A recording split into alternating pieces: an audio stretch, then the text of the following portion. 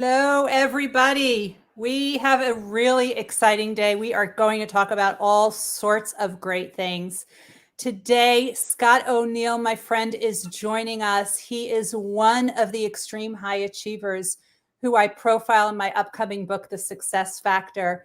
He is the former CEO of the New Jersey Devils and the Philadelphia 76ers, and he is the author of his own book, Be Where Your Feet Are. And Scott and I talked quite a bit about this book, and he definitely practices what he preaches. And I have some great people joining me today to talk to Scott and really find out more about his life. We have Devin Harris, a 3-time Olympian and original member of the Jamaican bobsledding team, which was featured in the movie Cool Runnings. And we have Janice Lins, the #1 change maker with a special passion for helping the millions of people worldwide with hearing loss. And backstage, making us all look great, is Dr. Debbie Heiser. And Dr. Bruce Wiley will be joining us shortly. He is just co-hosting a Netflix special right now. So he will be joining us as soon as he wraps that up. But Scott, welcome. Oh, it's Thank you so for nice to joining see you. It's us. good to be part of this little party here. It, Love you, love your work, and I appreciate the opportunity to talk tonight. I am so excited that you're joining us. And this book, I've read this book. I've written about this book. If anybody wants to check out the Forbes article about it, Be Where Your Feet Are. Tell us the story, Scott. What brought Sure, this on? sure. So about 2.5 years ago, my best friend, I was spending some time with him in South Carolina. We were playing in a baseball tournament, and he was struggling, clearly struggling, and I didn't really understand his struggle. He talked about, you know, um, being dark. He was very dark for the first time. I'd never seen him dark before, and I said things like, "Hey, be happy, serve others. That's what I do when I'm not feeling good." And then 2 weeks later, unfortunately, he took his own life, and I spiraled like I'd never spiraled before. I didn't really understand grief or depression. I hadn't experienced it before. I had read about it, talked to people who had. It was foreign to me. I ended up speaking at his funeral, which was a wonderful and beautiful experience. But after that, I had trouble getting out of bed in the morning and trouble getting to sleep at night. And although I was kind of functioning somewhat, I'd go into work and somebody would say something completely unrelated, and I would burst into tears and walk out and walk to my office. So that was definitely a really tough place for me. And I began to write to heal, and a lot of it was Mm, very nonsensical. But what I started to write about was not like I guess what you would expect from a CEO, and certainly not a CEO of a sports team. I began to write about my struggles and what I learned from them, and that became the foundation and basis of Be Where Your Feet Are. And Be Where Your Feet Are is simply the kind of the way that I would say put your phone down, get your head up, yeah. because I've had the good privilege and fortune of speaking to 60 some odd companies over the last 3 months. And I will tell you that we have a mental health epidemic in this country right now. Yes, we do. And we as managers and we as leaders and we as parents and friends and coaches and teachers and mentors, if we continue to do the same thing that we did pre-pandemic, we are not going to be very successful. So we need to find a new toolbox. We need to take better care of ourselves, and we need to make sure that we're reaching out to those in our lives to make sure that we're okay.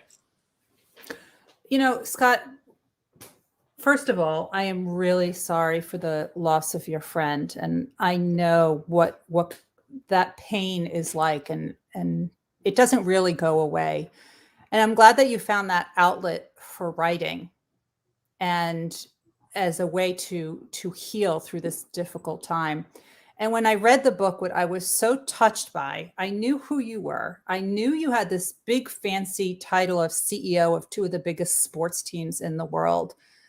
But your book is so transparent, and you talk much more about your vulnerabilities and your near misses and your challenges than you do about all of your successes. So take me back a little bit about how you decided to go that route and some of the stories that you shared there. For sure. Thank you for that. That means a lot. Well, I had written I don't know if you've ever seen the movie Forrest Gump.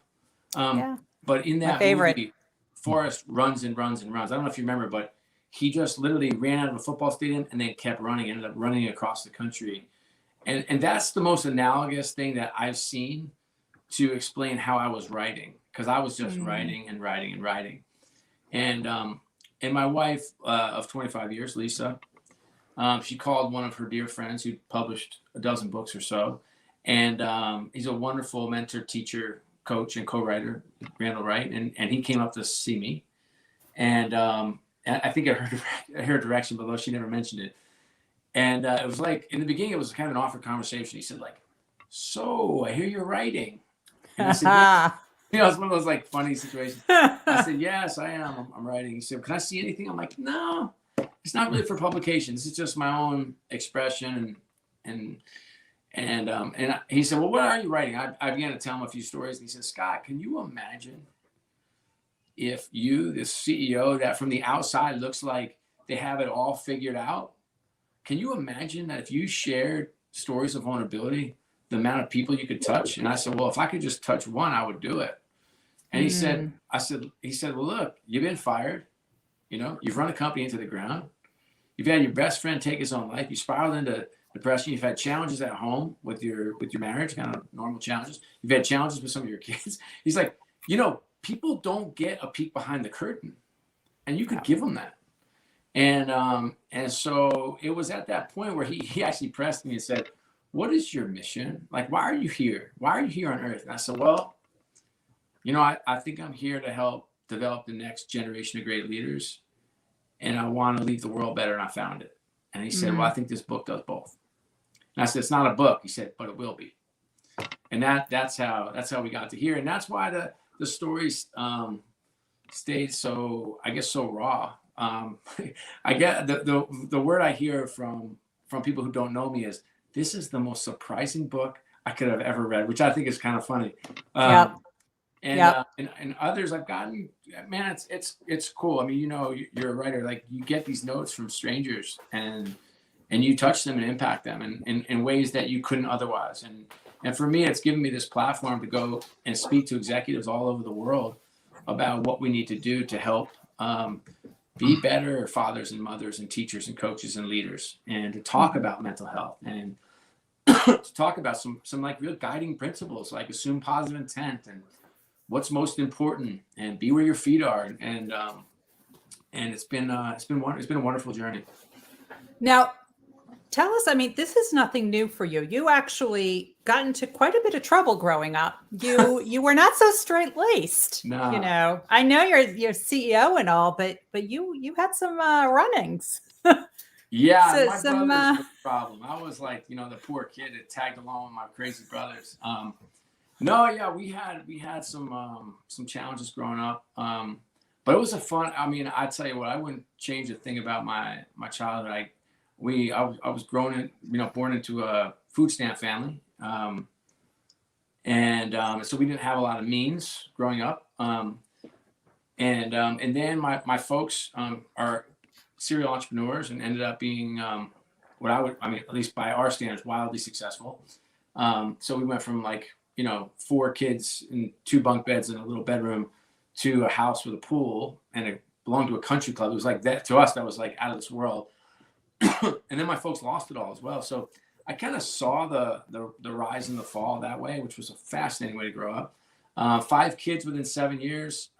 My brothers are Irish twins. I mean, we all, we were all kind of, we had all the same friends. We all ran in the same circles, and 4 boys, and the youngest was my sister Shannon. So it was a house full and a mouthful. And my folks were, at the time when I was, in my formative years, traveling all over the world.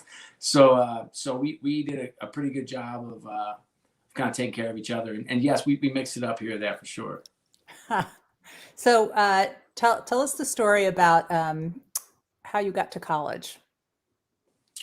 Sure. Education was highly valued in our house. And, both of my folks are PhDs. My mom got her PhD when she was 65, but my dad when he was younger. And they never, it was different. It was different back then. I mean, this is early 70s. So, you know, I don't remember them asking to see our homework ever. I can't remember them even looking at my report card. I can't remember asking if they were asking if a test would ever come. And yet we were all pretty focused in the classroom. So I you know, I was a straight A student, you know, president of the class, captain of 3 sports teams, 11 varsity letters, president of the National Honor Society, blah, So blah. an underachiever. I was like the where you're like, you gotta be kidding me. You again, you know, it was that. I mean, now that I'm patting myself on the back, I mean, I was on television twice in high school. Once on ESPN, they had this Classic Sports America thing and that show. And then once I was featured with a state senator. I mean, that just doesn't happen to 17-year-olds in Newburgh, New York. You know, like it's you know, so and then I applied to a bunch of schools and I didn't get into any. I got into two of 11. And so they were Villanova and Syracuse. And you know, I didn't know much. So I drove up to Syracuse and it was snowing. And I drove down to Villanova and it was sunny. And so I went to Villanova. Of course. That's how all best decisions are made. I know. You just think back, man, the kids today are so much smarter than we were. And so it was a wonderful decision. And, you know, my first weekend of Villanova, I got in a little bit of trouble and almost got thrown out of school. And I remember my mom. You want to elaborate? No, that call wasn't great home, you know, and so, you know, it was one of those, like, you know, bad decision time. And I made, you know, when bad decisions spiral, I made them. And then I remember I had to stand in front of the dean and he's like, should we throw you out of school? That was his first question. And I was like, whoa. So I spent the first 3 months of my university experience cleaning up the dorms at 6 a.m. to 7 a.m. around the dorms outside. That was your payback. That was my punishment. But I got to stay on campus and I got to stay in school. And, you know, and I ended up, as I did in high school, I ended up, you know, by the time I left there, I had most of the leadership positions at the school. And I was on the Dean's Advisory Council where they selected the 5 kind of leader students, among other things I was involved in. But so I clearly like gravitate towards leadership. I definitely like to have fun. I definitely mixed it up quite a bit. But boy, did I love my experience at Villanova. What a great community and family environment there. Wow. And now you finished college and you were unemployed for a little bit. Right. I mean, I read your book. Yeah, no, I went to the shore. So I was underemployed. How about that? So Okay, fair. I went with Jimmy Walker, Jeff Peluso, and Pete Lloyd, and Chris Spagnola. All these guys, they all had, one was going to med school, one was going to get his PhD, one was going to a big 4 accounting firm at the time. The other one was going to work for E&Y. And I was going to be a bouncer at the bar in Princeton, New Jersey, the Princeton at the shore, Jersey Shore. And my mom, she didn't think that was that funny, you know? So after about 6 weeks, she said, hey, I got you set up with an interview. And I was like, Mom, I'm good. And she's like, yeah, you're going to go on this interview with my biggest client. Please don't screw it up. So I got in my car. I had this old beat up Saab. I don't know if you remember Saabs, but mine was old. The top was kind of falling down, just pressed against your hair. There was a little dent in the side. Anyway, I'm driving this Saab on the Atlantic City Expressway and it breaks down. And I went after one of my shifts, so it was probably like 2 a.m. or so. So I pulled over and hitchhiked back to my friend's. One of my friends was a 5th-year senior, Eric Hines. I stayed at his apartment that night. I got in at whatever, 3 or 4, 9 a.m. interview. I get up, you know, in the morning. He's bigger than I am. I forgot my clothes in my car, so I put his suit on, his shoes, his shirt. I kind of looked like a circus clown. I mean, it just didn't fit me. Bigger, you know. And then, you know, if you know what a Suzuki Samurai is, that was his car. So I borrowed his car. And Suzuki Samurai, for those of you who don't know, are kind of like it's like a mini version of the Jeep Wrangler. It's just a really small Jeep Wrangler, and no doors, no top. And so when I got there, my hair, I looked like Don King. My hair was all standing up. I had this like circus like clown suit on, and I walk in, and Paul Bugley was one of my mom's clients at ADP. And, you know, I'm telling a story like, hey, I'm a hero. You should hire me. And he's looking at me like, No. Yeah, he's like, you don't want this job, do you? And I was like, no, I don't. And I said, what gave it away? He said, Scott, anybody that would work for me would have been at Nordstrom's, would have gotten clothes that fit him and made it here and completed the play. You only went 80% of the way there. And I was thinking to myself, well, I don't want to work here anyway. And the only thing I feared more than anything was my 5'2" Italian mom and calling her and telling her what a fiasco it was. So I ducked her for 2 days, and Paul had already gotten to her, which wasn't great. Oh boy. And after that, though, by the way, I stayed in touch with Paul Bugler until he died about 5 years ago. So just to give you a sense of how I see the world and saw the world, even as a 22-year-old kid, I love people and I love learning lessons, and I appreciated the lesson and the gift he gave me. And anything that ever happened to me in my career along the way, I would send him a note, handwritten note. Hey, Paul, just want to say I'm still listening to your message. You know, hey, just got promoted to do so-and-so. Hey, Paul, hey, I'm moving in your area. I just got, and that kind of stuff. So we had a great relationship up until the day he died. But I went home about 2 weeks later. Kind of the fun of the shore kind of wore off after the thrashing I took from my mom. So I went home and I went to see my dad. And I was like, hey, Dad, what do you think the plan is? He goes, the plan? I'm like, yeah. How do you get a job? So you expected your parents to figure this out for you? I didn't. You're 22. What do you know? There's no internet. So he's like, go upstairs. Come back when you have 20 places you want to work. I was like, okay. 3 hours later, I come back down. I'm like, here's my list. He's like, well, why are you handing that to me? I'm like, are you going to help me with it? He says, Devin's laughing because he's a parent of 5 and he gets this. My dad was no joke. My parents, they were for real. My dad sadly passed away. My mom, I still talk to every day. Amazing woman. So I came back down and he said, go upstairs and tell me who you know at one of these places. I said, Dad, I don't know anybody. All right, here comes the best part of the story, everyone. Listen up. But he's like, figure it out. Like, you have to know somebody who knows somebody. And again, pre-internet. So you needed to talk to somebody. You pick up the phone and write them a letter back then. I mean, this is grind. So I came back down, it took me a couple of days, but I drew a line in each of those 20 places and then reached out to that line. It could be like, I knew someone who knew someone who knew someone who had a friend who worked there. I mean, it was that distant. And then I connected the dots and hawked, I sent letters and resumes and picked up the phone and called and miraculously I got hired as an assistant for the New Jersey Nets, making Hey, Scott, you know what we call that, what you did? The connected What? the dots of all these people? It's called the hustle for networking. You got to do it. You got to hustle and you have to network. That's how you get these jobs. And it was so much harder without the internet. You're right, Ruth. I tell my kids, like, you do what everybody else does, you get what everybody else gets. Yeah. I say it all That's the time. right. Now you got a choice. And I'm walking through some things now because I'm trying to figure out, like, how am I going to spend the next decade of my life?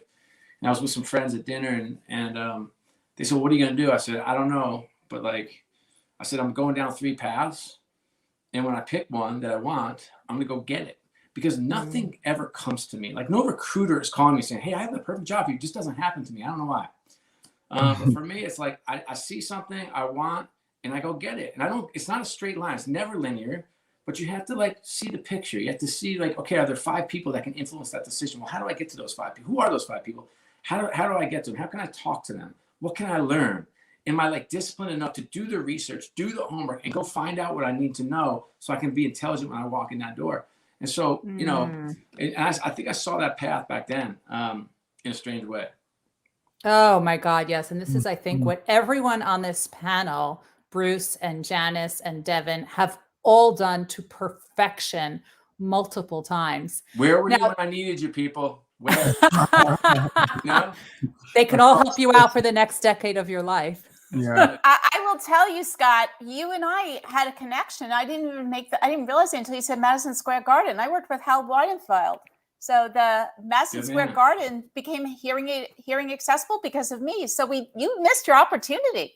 That's good. I have several cousins who are hearing impaired on my mother's side. So I'm the person that changed the whole system in Madison Square Garden. That's awesome. That's fantastic. Two of my daughters are taking sign language, so it's we're in the game too here. So that's wonderful. Wow. Wow. So I'm connecting on so many different levels here, man. Congratulations on the book, and my deepest condolences to your friend, the loss of your friend. So, when we think of leaders are often portrayed or seen as hard and tough and strong, especially in the macho world of sports. But talk to me about vulnerabilities, because I think one of the strongest, most authentic ways that we can show up is to be vulnerable, because when you are, people are more likely to help you and help you achieve your goals. So expand. I think that's right. I think you're onto it. I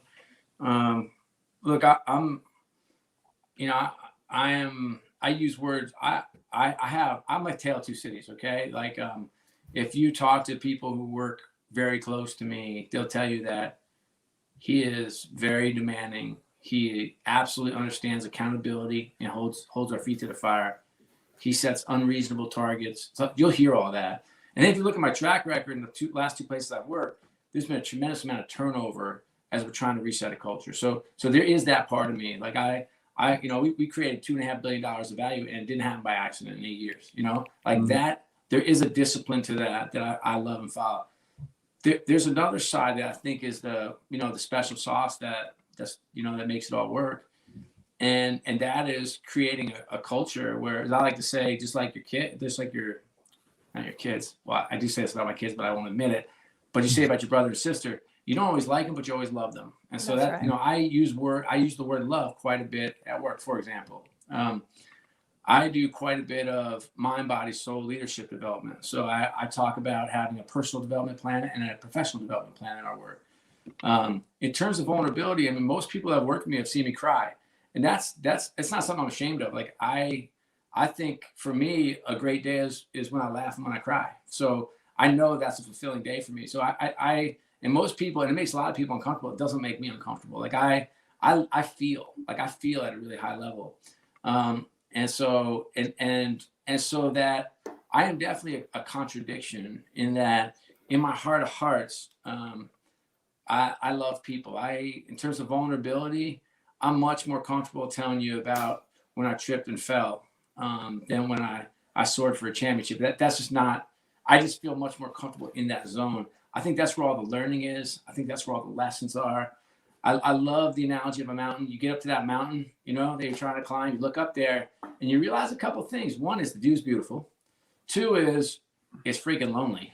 And three is all the fun, all the learnings, all the happenings happen on the way up when you tripped and fell and had an anvil around your neck and a piano on your back and you made mistakes and you ended up camping in the freezing cold. Like, that's the fun, And so I think as leaders, as managers, being vulnerable is if it's delivered in an authentic way, which we should talk about a little bit, but that vulnerability can definitely disarm even the harshest critics. And cynics. Scott, your vulnerability really came through in your book, in Be Where Your Feet Are. And I think the fact what you said about being authentic, I think that came through as well. And you have a process in order to be more present and be more authentic. Do you want to walk us through that a little bit? For sure. I think I tell it quite a bit through stories, but I will tell you that I think for me, there are plenty of steps we can spend some time on, but like for me, my step that I need is to have get feedback from an accountability partner. Everybody has a different format, a different step. I don't claim to have the magic answers. But I wonder, I'd ask you all, like, who in your life can actually tell you the truth? Like, and you think about that when you hit a certain level, it's like the feedback you get goes down pretty dramatically. Perspective is oftentimes the first step I talk about. I have this great story about Dave Schaller, who ran communications with me at Harris Blitzer Sports and Entertainment. And he grew up in a trailer park. Dad gets carted away for some issue. ends up in a homeless shelter, and his mom says, let's go pick him up. He's in the back of this van. He's got 3 siblings. The youngest one's in a car seat. He's like 9 years old. He's looking at this homeless shelter, and he's mad because he's a kid and he doesn't get it, right? He's like, I got this crappy Astro van. I've got to live in a trailer park. My dad's in a homeless shelter. He drives up. Mom pops out, and he looks at this woman, and she's got 2 kids about the size, about the same age as his siblings, and she's got this blue duffel bag. And he's looking at this blue duffel bag, and he gets it. Even at 9 years old, he totally gets it. He's like, holy crap.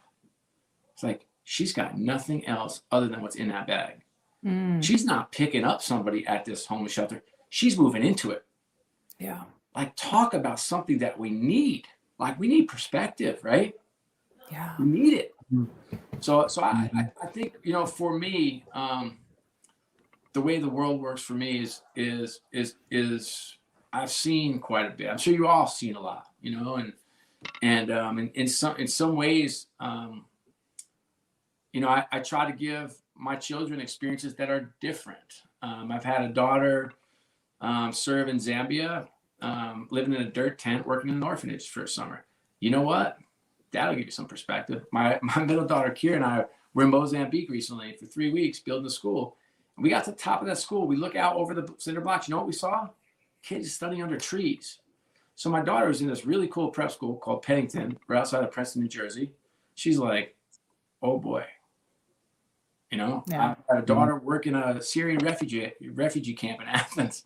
I didn't know how dangerous that was, by the way, before I sent her over there, and went to visit her. And I was like, you live where? She's like, in this hostel. I'm like, whoa. I was like, this doesn't feel safe. She goes, oh, Dad, you should see the subway ride. This is nothing. I'm like, wait, what? But I do, with my daughters, I have 3 daughters, and they've all have this. They look, they've had every advantage that I didn't have growing up. They really have. And I had a wonderful life as a kid. But I think that, we have this, I don't know, I want to say responsibility or obligation, but it feels too heavy-handed. We have this opportunity to give our kids a look at what is happening in the world. And I think that perspective will drive a lot for all of us. Absolutely. And I think everyone here on the panel can really attest to the need for seeing that perspective. But other than flying across the world to see it, what are some of the ways do you think that we can really see other perspectives in the work that we're doing? Well, you don't have to go too far in this country. It's really interesting. I remember having a conversation with my mom a couple of years ago, and she was kind of like, giving me a, hey, it starts here in our backyard kind of speech. And I was like, Mom, hey, my backyard just looks different than yours. I had this notion that and sort of the young people today, they're more global citizens. They see the world so differently than we see it. And I learned so much from the kids I get to work with. But you don't have to go far here. I mean, I live right outside of, I live right between New York and Philadelphia, but consider myself a Philadelphian. And Philadelphia is the second highest poverty rate of any major U.S. city. Yeah. I mean, can you believe that? And so all you need is a quick drive. And I have cool stories in Philly. We've I've spent time. There's a story in the book. This incredible police chief in Camden, who's a dear friend, and Scott Thompson. And you look at Camden. It's like average household income in Camden, New Jersey, is under $14,000 a year. $14,000. Yeah. So the graduation rate was in the 50s for high school. The single parent families, I think it's like 72% or so. It's like drugs, gangs, all that crap, and look, there's Camden is a different place now. That was, that might've been 10 years ago. Now it's better, but you want perspective, go spend some time in Camden, go paint a school, go serve at a homeless shelter, go, whatever that is for you, that you're passionate about, go mentor kids, go teach somebody, it's like, I don't know. I feel like, at the, where I used to work, you had to give 76 hours of service. That was kind of the deal. Like if you signed up to work here, you were going to pledge 76 hours. And we'd shut down the office once a month, which was wonderful. And we did cool projects in the community in North Philly and West Philly, South Philly, and Camden, Chester, all the areas that were of need. But I used to tell all the young, because I would say young people, I'm 51 years old. They all look 12 to me. I mean, they're all young, so it's a very young place to work. And I'd say to them, like, I don't care if you do this project. Like, I don't care. You want to come, like, clean up a school, do it or don't do it. That's up to you. But you have to do something. Wow. So do something you're passionate about. And once you find that, I mean, I have my youngest daughter, seems like homelessness is really like interesting to her. Like she hasn't quite equated it to the wealth inequity. Like she she's 14. So she doesn't understand, like, it's a symptom. It's not the problem. It's a symptom. Mm-hmm. But I love how her mind works around it. And, they've slept out in a street to raise money for a homeless shelter called the Covenant House in Philly. You know what? You're like, oh, great. You go back to your fancy house with your pool. It must be really hard to do it. I was like, I don't know, man. It's sleeting freezing rain. I'm sleeping on the cement. I think it's cool. I don't want to do it. But I love that my daughter's sleeping right next to me. I love that. Like, I love just seeing and experiencing the world. Because you know what? They say we're one. And by the way, you're all 1%ers. You might even be 0.1%ers. You might be the top 10th of the world, okay? In terms of our experiences, our income, how we live, how we act, all that stuff. We are the blessed. We are the fortunate. So can you, for those of us fortunate enough, can you get a glimpse? It's kind of nice, And it's so true, Scott. I'm not patting myself on the back. Like I don't do, I'm just I'm a cog in a wheel, but like as a dad, I want them to see it. I'm a dad. I want them to experience it because I want the world to be better. I hear you. Now, Scott, I want to talk about something that you talk about in Be Where Your Feet Are. You talk about your leadership constitution. And you have two phrases to start with. I declare that I am, and you can count on me to be. Can you? I'm going to try to call mine up as we're talking. So. Talk us through that. And for everybody who is watching us live, you can put in the chat some questions for Scott in the panel. We're going to try to get to them before we finish up. So you believe in having a leadership constitution? Yes. I'm gonna read mine in a second, but here's what I believe in. Leadership Constitution was developed by a guy named Rich Hill, who is a brilliant coach based out of Chicago. I found it through my brother. My brother was working with him, then I worked with him. Everybody should have something. Okay, I'm gonna walk through my Leadership Constitution because I think this is a really cool way to deliver it. But you might have a morning mantra that you read about becoming a better version of yourself or who you aspire to be. However, I believe in the power of words. I believe in the power of repetition. I believe in stating who you are at your core or who you aspire to be as powerful subconscious movers of yourself. So here's mine. All right. So it's I declare that I am ... and you can count on me to be ... You answer those two questions. Here's how I answered it for me. I declare that I am a passionate and authentic leader of leaders who feels a gravitational pull towards talent and character. I wear my heart on my sleeve.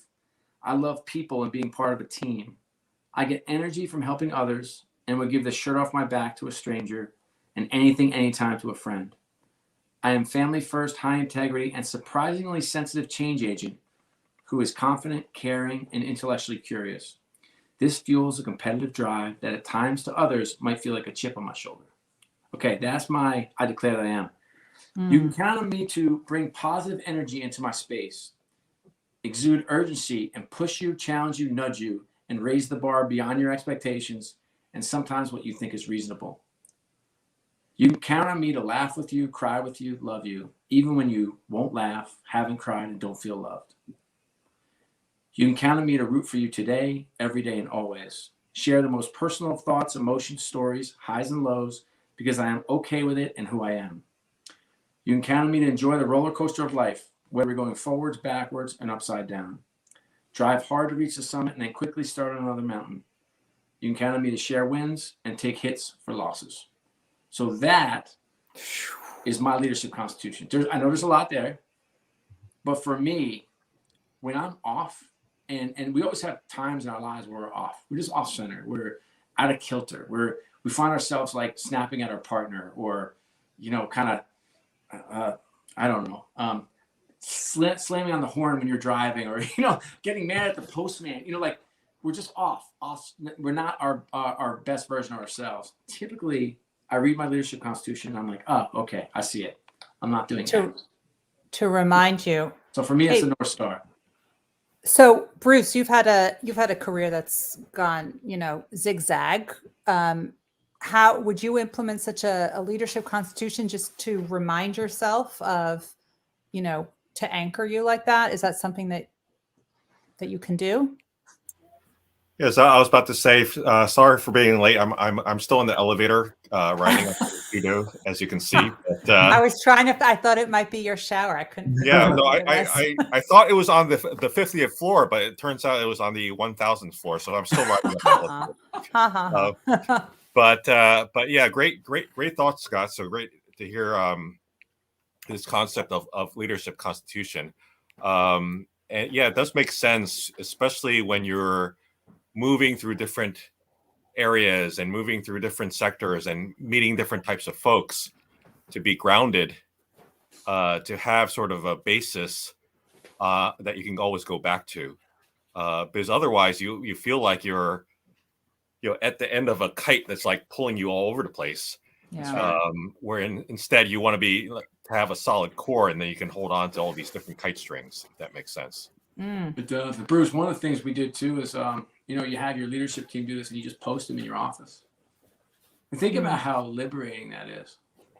So I actually know, look, I mean, the world's changed, right? We've seen your dog, we've seen your kids, we've seen your bedrooms, your living rooms, your kitchens, your office if you have.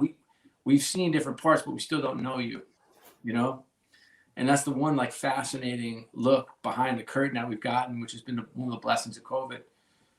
Your leadership constitution gives you a peek, inside your shirt, so to speak. It lets you know, like, what do you at your core? Who are you? How do I know when you're upset? Is there something there that might be upsetting you? Is there something that, can I talk to you differently as a manager, as a leader? Can I help you get somewhere you want to go? So it's a good tactic for sure. How long did it take you to come up with yours? Man, I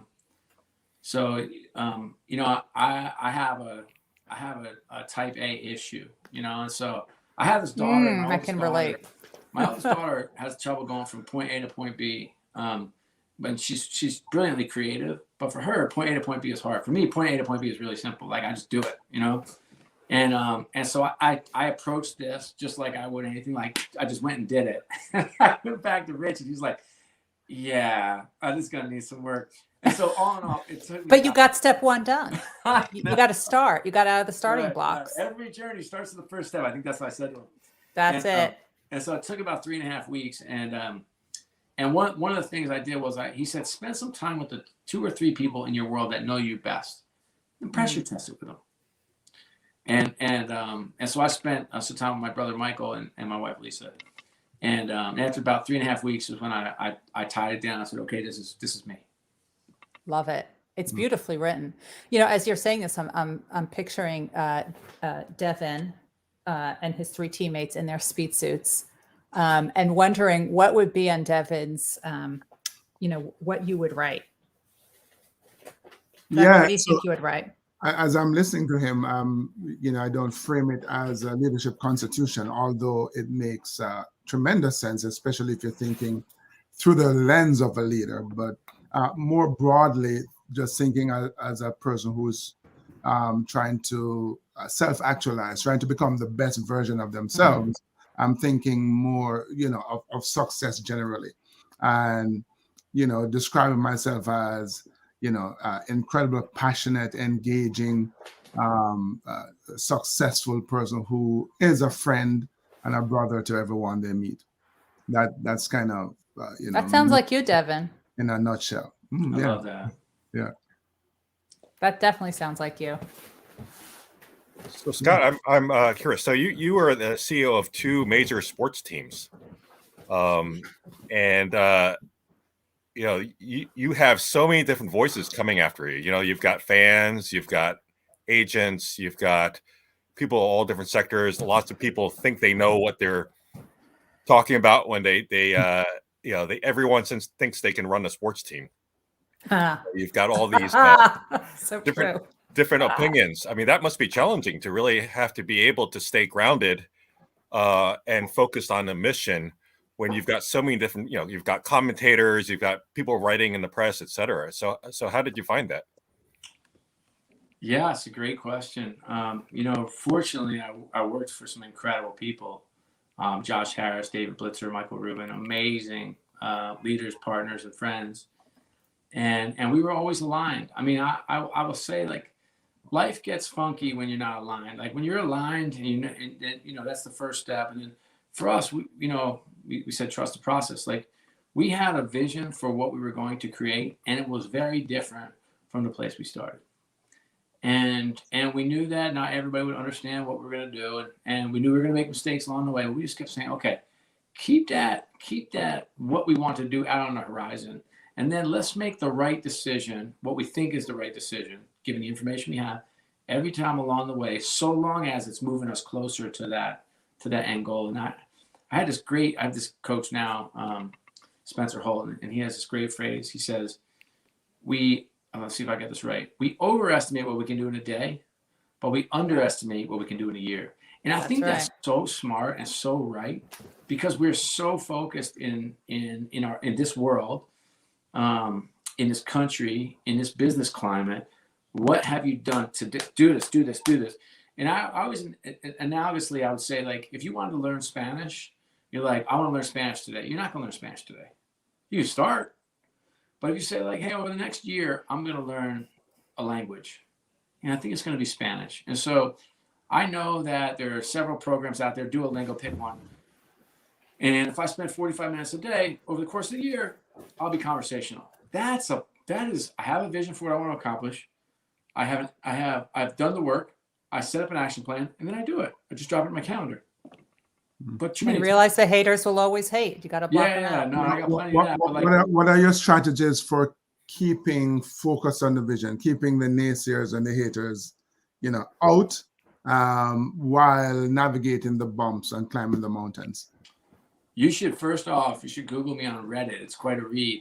I'm sure they meant some nice things by those words. Some of them. So my process is relatively simple but not easy. So it's what we call you pick your WMI. So if you look at yourself personally, relationships in your life, and then work, and you write down the three things that are most important. What's most important? WMI. And the tactic or tool that I've found effective is you audit your calendar, and you want to find humility, which I often want to find humility. You go say, okay, these are the three things that are most important to me at work. And then you audit your calendar and you figure out how much time over the course of a week you spent on it. It's brutal. And the research stat is that high performers spend 65% of their time or more on the three things that are most important in being successful at their work. Yet, when I first did my audit for the first time, I was at 23%. Can you imagine? And you just have to decide, Devin, you have to decide, like, okay, I either have to change my process or I have to change my WMI. Because you can't say it's most important and then spend 20% of your time. Mm-hmm. And so for me, it was like learning the magic word of no, which is really hard for me. I'm a people pleaser.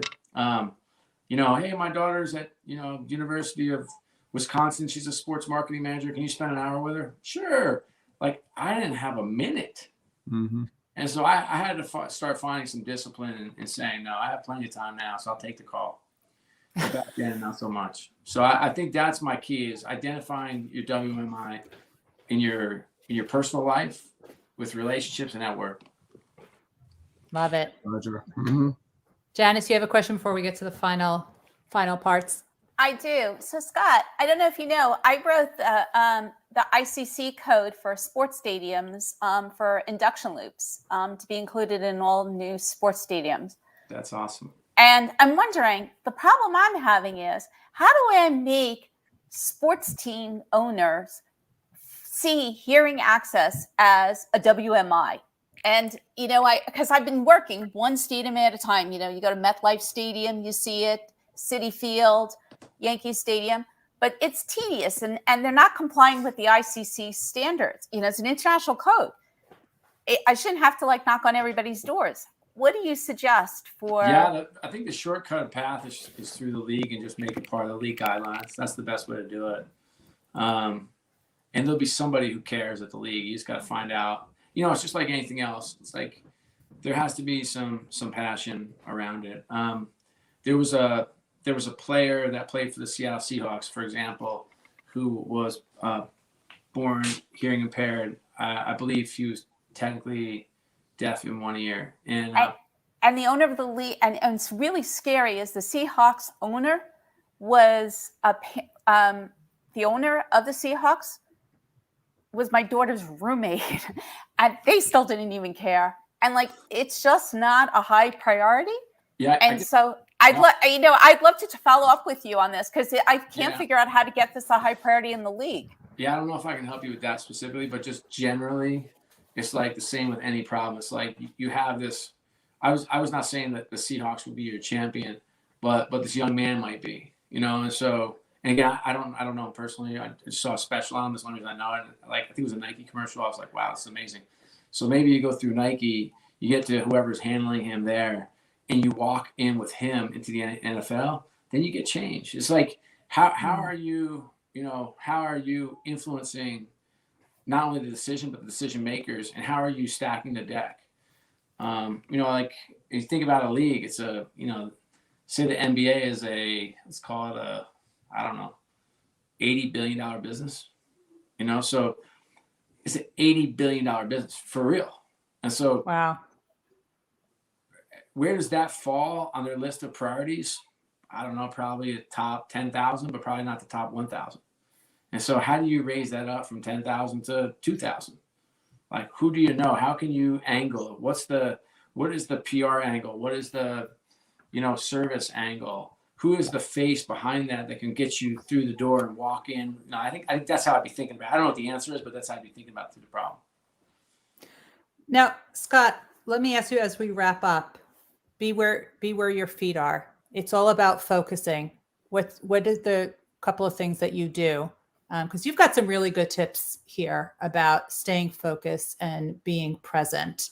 How do you do that? Sure. I'll give you an anecdotal story. It's the best way I learned, so that's the only way I teach. We were going through the process at the Sixers where we were losing a lot of games. It came kind of rough, and I remember coming home one night, and I was particularly agitated. I have a total competitive problem. I hate to lose, and yet we were losing a ton of games. I remember coming home, stomped around the house. I get home somewhere between 11 and midnight. And when you're working with two sports teams, or you're working at Madison Square Garden, you're talking 150 nights or so. You're out and about, and so I got home stomping around. My wife comes down. She's like, "What are you doing?" I was like, "What do you mean?" She's like, "You're stomping around here, you just." I was like, "Yo, did you see the game?" She's like, "Yeah, I watched the game." She's like, "Did you see us get booed off the court?" She's like, "Yes, I did." And she said something like, "I don't even think I needed the TV on to hear that," or something sarcastic. And I huffed and puffed some more. And then she said, "This doesn't work." I was like, "What?" Because I always react very emotionally at first before I find peace and rational thinking. I'm like, "What doesn't work?" She's like, "This. This isn't going to work. It's not going to work for me. It's not going to work for the kids. You got to figure this out. But, you're going to lose way too many games to have this happen every night." So I went for a little walk that night. Came back, and she was right. I remember talking to my friend the next day, and he says, "Scott," he works in private equity in New York, and he said, "Scott, you need to find a worry tree." I was like, "A what?" It's like a worry tree. I was like, "What the heck is a worry tree?" He said, "Well, I come home every night, I drive my car up, I get out of my car, put my hand on this tree, all my worries float up in the tree, and I walk into the house." And I was like, "Hey, my man, I do not have a worry tree on this property." And he said, "That's not the point." He said, "The worry tree is mine. Okay, that's what I need." He said, "What do you need?" I was like, "Need for what?" I don't want to know what you're talking about. He's like, "You need to compartmentalize. And so whatever you need to do, by the time you pull into that garage, you better be centered and ready to go be a dad and be a husband. And I was like, got it. So for me, it's my car ride home. I howl at the moon, I sing, I shout, I yell, I get frustrated, I call a friend. I get it out of my system. And so that for me is like finding that that Zen state when I walk in, so I can be fully and wholly present, even at 12 o'clock at night. Scott, your wife sounds like a keeper. She's tough, I'll tell you that. She told you like it is. She always does. Good for her. And I know even when we spoke, when I was interviewing you for my book, you were just on, you were sharp, you were not distracted. Usually when I talk to these people, they're doing, they have 25 tabs open in their head, and I keep having to center them to our discussion. But it wasn't like that with you at all. You were all in. And I appreciated that. So you definitely practice what you preach. Thank you. That means a lot. Even when I went down, I said, I don't know if you caught it, but I was like, hey, I want to go find something because I want to read it to you. Because what's really hard, it's like you sit on your couch to watch a show, and if you're with one of your kids, she's got her laptop up, she's got her phone in her hand, she's playing a video game while they're talking to you and playing Rummikub. I'm like, what the heck is happening here? Your mind, our minds don't work like this. They don't. Our minds can handle one task at a time. Yeah. So but you still have a rule for your cell phone, which I can't do yet. You want to tell people what your rule is? Yeah, we have 3 rules in the house. It's a little draconian. And so the more I've been spending time with corporate America and the executives, the more I've been encouraging them to set their own rules, parameters, and guidelines. And we do it for our kids. I mean, look, we're tough with our kids. We have screen time limits. We restrict certain apps. We have no phones in the kitchen, no phones or electronics in the bedroom. And for those of you on this call that sleep next to your phone, just stop. Just stop. Just put it in your bathroom and stop. It's like you do not need to look at your phone at 3 a.m. Like there's nothing happening. You go out to dinner with your friends, leave your phone in your glove box or tuck it in your purse or put it in your back pocket. Like you want to take a picture, tuck it back there. We don't spend enough time with each other as it is. And the times we spend, everybody's spending looking at their phone. It's crazy. Like it doesn't make any sense at all. But you need to regulate yourself just like you might with your children. And we need to spend more time like this and less time like this for sure. Love it. Scott, thank you so much for spending your Monday night with us. Tell everyone, what's the name of your book? Be Where Your Feet Are. Be Where Your Feet Are. Where can they find it? What you think? Ruth, you're amazing. Where can they find it, Scott? Oh, Audible and Amazon are the 2 best places to find it. Beautiful. All right, go check it out. And you can find out more about Janice Lintz, Devin Harris, Bruce Wiley, and myself, Dr. Ruth Gotian, and the amazing Mentor Project and Dr. Debbie Heiser. All the links are in the chat. Go check it out. And go check out the podcast of this is going to come out next week. So go check it out, listen, leave a rating and review. And we will see everybody next week. Scott O'Neill, thank you very much for joining us. Dr. Ruth, talk to you soon. Nice to meet you all. Take care.